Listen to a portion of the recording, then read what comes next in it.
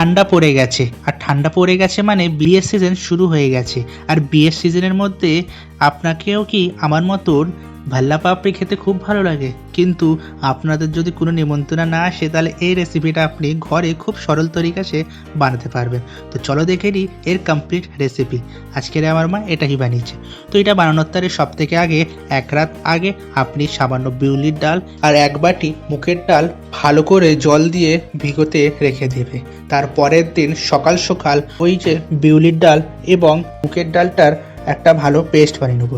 এরপরে কি, এরপরে পাড়ার দাদাদের ডেকে ভালো করে ওটাকে হাত দিয়ে ফেটতে হবে।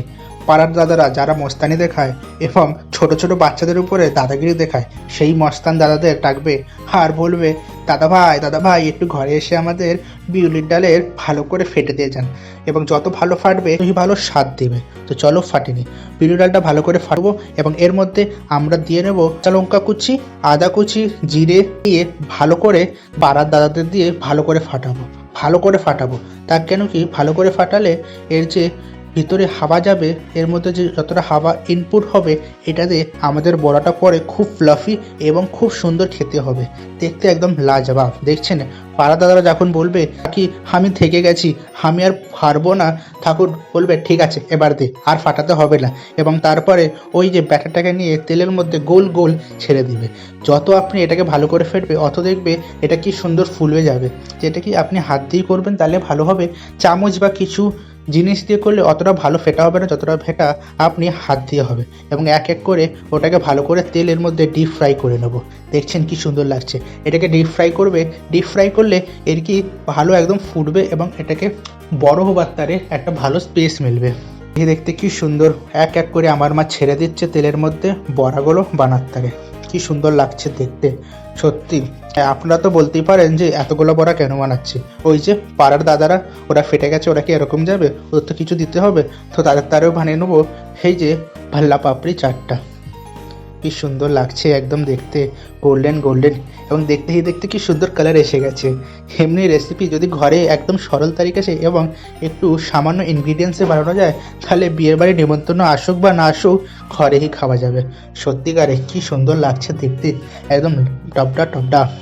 I love that. সত্যিকারে আমার মা তো সত্যি খুবই ভালো রান্না করে, এবং এটা দেখে খুব ভালো লাগছে। দেখছেন আমরা কি সুন্দর ভালো করে ফেটেছিলাম বলে এটা কি সুন্দর বড় বড় এবং ফুলা হয়েছে, এবং দেখছেন হয়ে গেছে অলমোস্ট, মানে পুরো ভালো করে ভাজা হয়ে গেছে। এবার আমরা এটাকে একে একে একটা পাত্রর মধ্যে বার করে নেব। কি সুন্দর লাগছে। এবার এটাকে আমরা একটা পাত্রের মধ্যে বার করে একটু হাওয়া লাগতে দেবো, তাকি এর যে নিজস্ব একটা হিট আছে হিটটা কমে যাক। এরপরে আমাদের একটা কাজ করতে হবে, একটা পাত্রের মধ্যে সামান্য গরম জল নেবো, ওর মধ্যে সামান্য নুন এবং হিং দিয়ে দেবো, এবং ওই হালকা গরম জলের মধ্যে এক এক করে বড়াগুলো ঠান্ডা হয়ে যাওয়ার পর ওর মধ্যে ছেড়ে দেবো। বেশিক্ষণ ছাড়তে হবে না, 5 মিনিটের তারে ওর মধ্যে ছেড়ে দিয়ে এরপরে আমরা ওটাকে একে একে বার করে নেবো।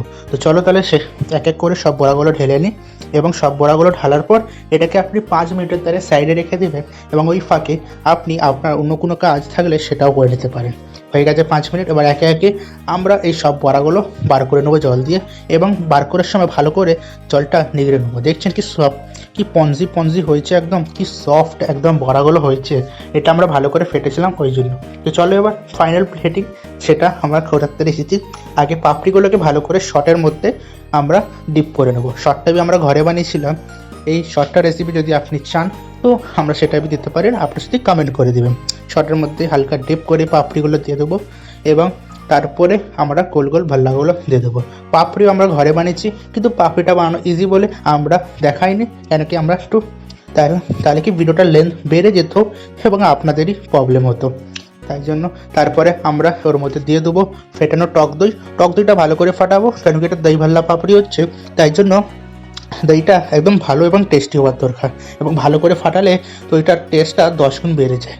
এর উপরে এবার আমরা দিয়ে দেবো শুকনো লঙ্কা গুঁড়ো, সামান্য চাট মশলা এবং ভাজা জিরে মশলা, বাস আর কিছু দিতে হবে না। এটা হয়ে গেল কমপ্লিট। এর উপরে আমরা এবার দিয়ে দেবো হোমমেড ঘরে বানানো ধনেপাতা এবং কাঁচা লঙ্কার চাটনি, এটা কি পাল্লে পাপড়ির উপরে দেয়। আপনি এটা ঘরে বানাতে পারেন এবং বাইরেরও প্রোডাক্ট ইস্তেমাল করতে পারেন, কিন্তু এটা ঘরে বানানো খুবই ইজি। তারপরে যে শটটা আমরা বানিয়েছিলাম এই শটটা আমরা উপর থেকে দিয়ে দেবো। দেখছেন কি সুন্দর কালার এসেছে এবং দেখতে কি কি কি সুন্দর লাগছে। আমি তো ওয়েটই করতে পারছি না কখন যে এটা আমি খাবো। লাভলি, সত্যিকারে আমি তো এক প্লেট খেয়েছি, এবার বাকি ভাড়ার দাদারা যারা ভালো করে যে পিউলির ডালটা ফেটে দিল তাদের তো দিতে হবে। তো মা চল বানানোর তারে চলে গেল। এবং এই ভিডিওটা কেমন লাগলো আপনি জরুর আমাদের কমেন্ট করে বলবেন, এবং আপনাদের যদি কোনো রিকোয়েস্ট থাকে আমাদের কমেন্ট করে বলবেন, আমরা জরুর ফুলফিল করবো এই রেসিপিটা বানিয়ে।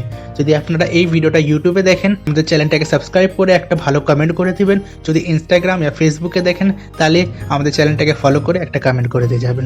মিলছে একটা নতুন রেসিপিতে খুব শীঘ্রই, ততক্ষণের তারে নমস্কার।